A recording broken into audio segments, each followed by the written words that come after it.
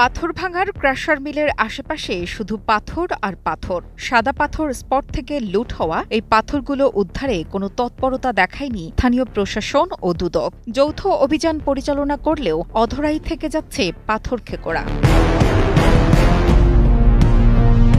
সিলেটে সাদা পাথর লুটের ঘটনা নিয়ে বিভিন্ন গণমাধ্যমে খবর প্রকাশের পর প্রকাশ্যে অভিযানে নামে জেলা প্রশাসন ও দুর্নীতি দমন কমিশন।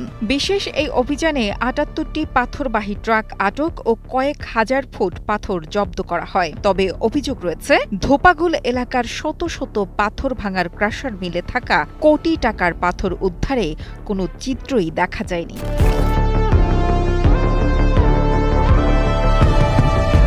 বৃহস্পতিবার সকাল থেকে বিকেল ৩টা পর্যন্ত সিলেট সদর উপজেলার ধোপাগুল এলাকার ক্রাশার মিল ঘুরে কালের কণ্ঠ ক্যামেরায় ধরা পড়ে এই দৃশ্য। পর্যটন স্পট থেকে লুট হওয়া হাজার হাজার ঘনফুট পাথর ভাঙার জন্য রাখা থাকলেও এখানে প্রশাসনের পক্ষ থেকে কোনো অভিযান পরিচালনা করা হয়নি।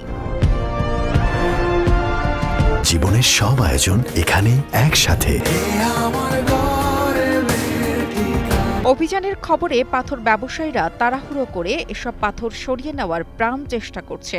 এদিকে গত রাতে কোম্পানিগঞ্জের বিভিন্ন এলাকায় অভিযান চালিয়ে ধলাই নদীর পাড় থেকে লুট হওয়া খনিজ সম্পদ উদ্ধার করে নেওয়া হয় সাদা পাথর পর্যটন কেন্দ্রে।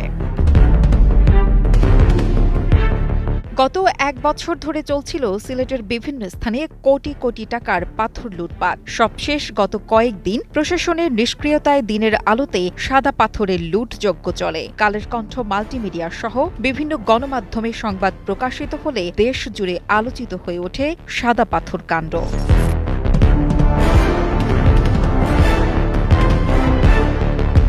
এদিকে সাদা পাথর লুটপাটের সাথে জড়িতদের আটক করতে তাদের বাড়িতে আইনশৃঙ্খলা বাহিনী অভিযান চালাচ্ছে স্থানীয় প্রশাসন। পাথর লুটপাটের একটি মামলায় ২ নং পূর্ব ইসলামপুর ইউনিয়নের চেয়ারম্যান আলমগীর আলমকে গ্রেপ্তার করেছে পুলিশ। স্থানীয় প্রশাসন সঠিক ব্যবস্থা নিলে ভবিষ্যতে সাদা পাথর লুটের ঘটনা ঘটবে না বলে মনে করছেন স্থানীয়রা।